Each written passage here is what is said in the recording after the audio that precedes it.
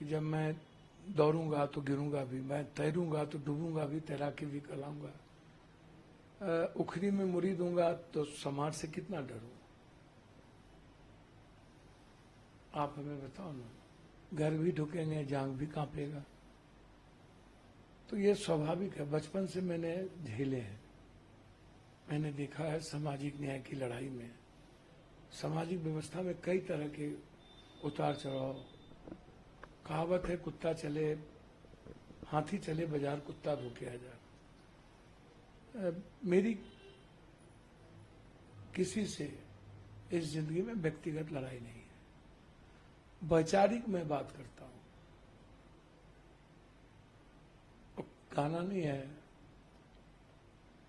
मिर्ची लगी तो मैं क्या करूं, तो विचारों की बात तो मैं बोलूंगा ना। सुरक्षा ना सुरक्षा की जिम्मेदारी सरकार की है। मैं झारखंड की जनता की सेवा के लिए खड़ा हूं, लड़ रहा हूं। हेमंत सोरेन जी झारखंड का बेटा है, लगातार यातनाएं दी गई, मारने का प्रयास उन्हें किया गया। शेरनी की तरह मेरी बेटी कल्पना सोरेन उठी, और मुझे लगता है कि आज आम लोगों की आवाज बन चुके हैं। देश के हित में झारखंड महागठबंधन के लिए मैं यहां काम कर रहा हूं, अपने कर्तव्यों का काम कर रहा हूं। अब मेरी सुरक्षा की जिम्मेदारी सरकार जाने, क्या होगा, दायित्व सरकार की है। मैंने तो डीजी साहब से कही, मैं आईजी से कहा, मैं सीएम साहब से कई बार मिलने का प्रयास किया, नीतीश बाबू से। मैं उनके चीफ सेक्रेटरी से बातचीत की सुरक्षा को लेकर के। जिन लोगों को कोई सुरक्षा की जिम्मेदारी नहीं है, दायित्व नहीं है, जो सत्ता के साथ रहेंगे, जिनको सुरक्षा का कोई मतलब नहीं, उनको ये लोग जेट देंगे, सब कुछ देंगे, बाबा को देंगे, सबको देंगे। लेकिन जो व्यक्ति लगातार, जिस व्यक्ति को एक ट्वीट के कारण, मुझे नहीं पता कौन है क्या है, जो लोग धमकी देते हैं, मैंने समय समय पर डीजी साहब को, 4 एसपी को मैंने वो बात बता दी, कह दिया। मुझे लगा इसको ओपन करने की कोई जरूरत नहीं है, हाय तौबा मचाने की जरूरत नहीं है। और इतनी धमकी के बावजूद मैं बम्बई गया था। मैं सलमान जी से मिला, बात की मैंने। उस दिन रात में डिनर था मेरा। मैं बाबा सिद्दीकी के परिवार से मिला, फिर हम आए। तो ये सामाजिक जीवन में, पारिवारिक जीवन में व्यक्तिगत काम है, वो हर व्यक्ति को करना चाहिए। दुख के घड़ी में रहना चाहिए। तो हम तो नहीं डरे, हम तो अपना काम कर रहे हैं। हम बम्बई भी गए, हम अपनी जिम्मेदारी का निर्वहन भी कर रहे हैं। कल बिहार में जो घटना घटित हो रही है, वहां भी जा रहे हैं। तो हमने तो पूर्णिया में भी, Purnia SP, Katihar SP, Madhepura SP, IG, DG, हमें जब खबर मिली इस नंबर से लोग आए हुए हैं विभिन्न जगहों पर, हमने नंबर तक दिया। हमने आईजी से 2-2 बार बातचीत की। तब सत्ता में नहीं हूं इसके लिए हमें मर जाना चाहिए, या इनकी सुरक्षा की जिम्मेदारी नहीं है। मुख्यमंत्री जी सत्ता वाले लोगों को समय देंगे, गैर सत्ता वाले से मिलेंगे भी नहीं। तो कम से कम बिहार सरकार इतना बेशरम तो ना हो कि आप, और भारत सरकार से, गृह मंत्री जी से भी मैंने बातचीत की। क्या लेटर लिखा गृह मंत्रालय में? मैं बातचीत तक किया था सुरक्षा को लिए। फोन आए उनके, मैंने उस पर बातचीत भी की अमित शाह जी से, फिर पत्र भी लिखा। तो सत्ता के साथ आप नहीं हैं तो आप मरिए, श्रद्धांजलि बाद में दे दी जाएगी। अब नीतीश बाबू तो किसी से मिलते ही नहीं, उन्हें तो मिलने ही नहीं दिया जाता, घेर के रख दिया गया है।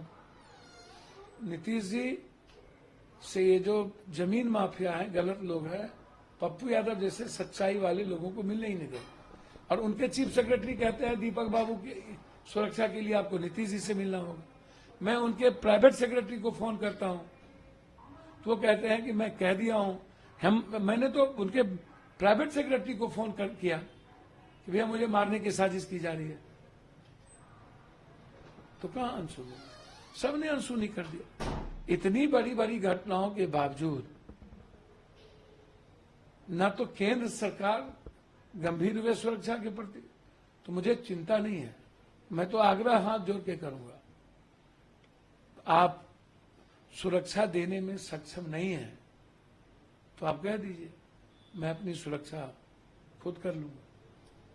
सलमान खान के प्रकरण के बाद जब उन पर आपने उनके बारे में बातें की, उनसे नजदीकी आपने जाहिर की, उसके बाद से धमकी आने लगी। देखिए, सलमान खान की बात नहीं है या बाबा सिद्दीकी की बात नहीं है, ना किसी गैंग की बात है। मैंने स्वाभाविक रूप से एक ट्वीट किया कि देश, संविधान, लोकतंत्र से बड़ा कोई नहीं, कोई व्यक्ति नहीं। कानून सबसे बड़ा, संविधान सबसे बड़ा। उससे बड़ा यदि कोई भी सरकार किसी को बनाता है तो वो गलत है।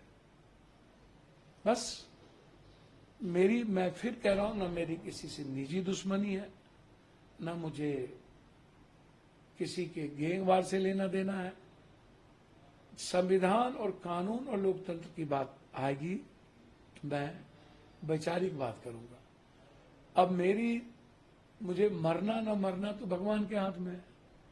अब मेरी सुरक्षा की जिम्मेदारी सरकार के हाथ में है। अब सरकार मुझे मरवाना चाहती है कि बचाना चाहती, तो सरकार जाने। इतने समय समय पर वीडियो ऑडियो देने के बावजूद एक भी एसपी, एक भी डीआईजी, आईजी ने एक प्रतिक्रिया तक नहीं दी, तो इसका मतलब साफ है कि वो श्रद्धांजलि देने आएंगे। अब आते हैं राजनीति की तरफ। आप झारखंड में हैं, चुनाव का माहौल है यहाँ पर। अभी कुछ देर पहले मुख्यमंत्री हेमंत सोरेन के साथ मंच भी साझा किया आपने। ओवरऑल झारखंड में क्या माहौल लग रहा है? बीजेपी की तरफ से लगातार मुद्दा उठाया जा रहा है, डेमोग्राफी चेंज, बांग्लादेशी घुसपैठ, क्या ये सब रियल माइंड? ये सब मुद्दा खत्म हो गया है, ये सब गए मुद्दा। छत्तीसगढ़, उड़ीसा में जिस तरीके से आदिवासी, गरीब, कमजोर तबके की जमीन हथियाए जा रहे हैं बीजेपी की सरकार बनने के बाद, वो उसकी गिद्ध दृष्टि यहां भी है जल जंगल जमीन पर। यह लड़ाई बाहरी और भीतरी की है। ये लड़ाई आत्म स्वाभिमान की हो गई है। ये लड़ाई हेमंत बिस्वा जैसे गुंडा और क्रांतिकारी हेमंत के नेतृत्व की है। सर, सबसे ज्यादा झारखंड में बीजेपी की सरकार रही, तो झारखंड की इकोनॉमी कहां गई? झारखंड का रोजगार कहां गया? झारखंड की सारी कोयला लोहा कहां गई?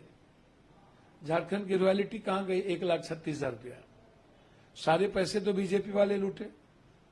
4 चीफ मिनिस्टर इनके साथ हैं, एक भी कैंडिडेट नहीं है, उम्मीदवार नहीं है। तो कौन लड़ेंगे? बाहरी आकर के ये अदानी जी के को कब्जा दिलाने के लिए कोयला लोहा पर ये लड़ाई है। ये लड़ाई है झारखंड के आत्म स्वाभिमान की। जिस तरीके से हेमंत सोरेन को मरवाने की कोशिश की गई, एक तरफ एक हेमंत सोरेन है जो क्रांति नायक की तरह है, और दूसरे तरफ 4 चीफ मिनिस्टर जिसने लूटा है, और फिर अदानी अंबानी को झारखंड देने की तैयारी चल रही है। तो बाहरी भीतरी स्वाभिमान।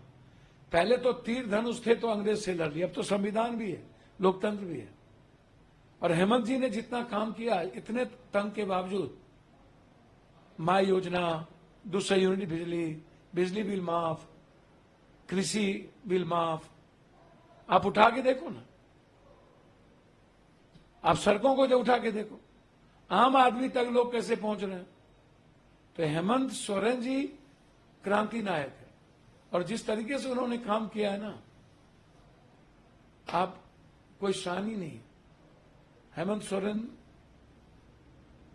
लोह पुरुष हैं, सिद्धू नायक हैं, तिलका मांझी के खून है, और हेमंत सोरेन ने किसी जाति धर्म में फर्क नहीं किया। यहां हाफिजुल भी हैं तो चुन्ना भी है, आप सब जगह उठा के देखो। उन्होंने डोमिसाइल मुद्दे जैसे चीजों का बंटवारा नहीं किया। उन्होंने आदिवासी और गैर आदिवासी नहीं किया। उन्होंने पूरे झारखंड की अस्मिता की बात की, झारखंड के युवाओं की बात की, हर घर की गरीब महिलाओं की बात की। वो आदिवासी की बात नहीं की। कोई भी जाति का गरीब 1,000 पहुंचाओ, अब 2,500 पहुंचेंगे। बिजली बिल माफ करो, 200 यूनिट तक बिजली बिल माफ कर देंगे। तो लड़ाई साफ है। और बीजेपी वाले के पास कोई मुद्दे हैं?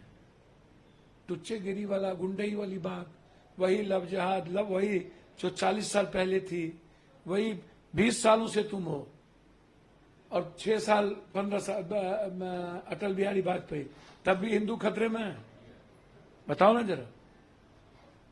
इसलिए बेफिक्र रहिए आप। यहाँ ना कोई हिंदू खतरे में, ना कोई इंसान खतरे में।